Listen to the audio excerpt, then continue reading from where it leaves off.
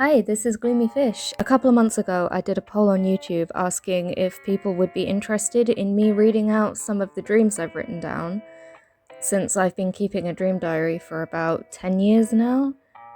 And it seems like I got positive results from that poll, including a really encouraging comment from Anomaly Analysis, which was, that made my day. Especially since it was his video on the LSD dream emulator Iceberg that made me really kind of inspired me to do this. So in a minute, I'm going to be starting off with probably my favorite dream that I've written down. I had it in June 2015. I named it the Dream Network. You can probably see in the background that I'm drawing something. I'm actually redrawing something I drew back in 2015, based on the dream that I'm reading out. I'm hoping to make this a series. Let me know what you think. Let's get into the dream. The world I lived in was powered by the Dream Network, a series of chaotic, haphazard tubes that snaked around each city. The Dream Network doubled as a method of transport. When using one, a person would turn into a ball of light and travel through the tube, triggering someone in the real world to have a dream for the duration of the journey. Each person in this world was connected to someone in the real world. It was also possible to take solid objects from dreams while traveling through the network, and likewise, it was possible to hide solid objects in a dream. Every city had a central building where the majority of the dream networks began. Every day we'd go to this building and go to whichever network our supervisor directed us to. We weren't allowed to use them any other time. Rules on using the networks were strict, and we all had to stick to the schedule. There was one exception though.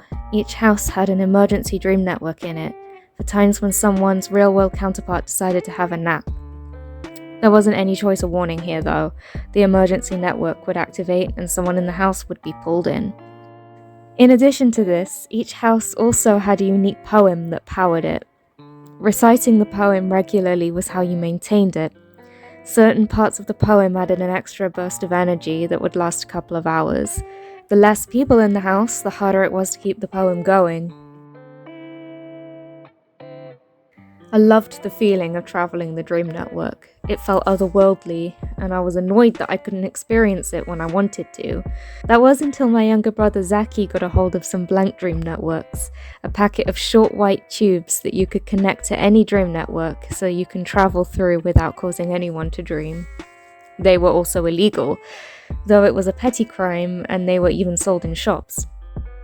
Zaki had bought tons of these, and naturally we had our fun with them. I used them just for the thrill of traveling the network, while Zaki used them to steal things from dreams. We would usually wait in the central building until everyone had left in order to use them. We didn't keep this a secret either. We actually became infamous for doing this. There was a police officer who would frequently stop us in the street to lecture us on how using the blank dream networks was somehow immoral. It was pretty ineffective. In the end, he would just say, "Don't do it again," and then leave. One day, Zaki and I were contacted by one of the city's higher-ups. It seems that another of the city's higher-ups was doing something seriously wrong behind the scenes, though I don't know what it was. There was evidence against this person, but it was all stored on a laptop that they'd hidden in a dream. We were assigned the mission to use the blank dream networks to retrieve this laptop. It was a risky mission, and it had to be timed perfectly. Once again, we stayed behind in the central building after everyone had left. We had to enter a blank network while our suspect's network was active.